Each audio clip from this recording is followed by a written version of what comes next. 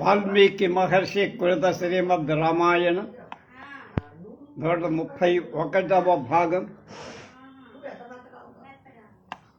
2-3-26 కిష్కింధాకాండ 18వ అధ్యాయం సర్గ అష్టాదశ సర్గ. వారి వధ అయిపోయింది, ఇంకా ప్రాణాలు ఉన్నాయి. నన్ను ఎందుకు చంపావు? నేను నీకేం ఉపకారం చేశాను? ఎలా తలెత్తుకు తిరుగుతావు?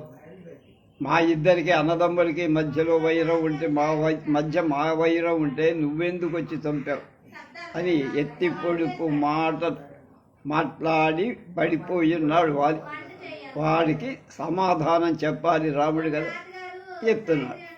ఇత్యుక్త ప్రసిద్ధం వాక్యం ధర్మార్థ సహితం హితం పరుషం వాని నా రామో విహతేవ విచేతస.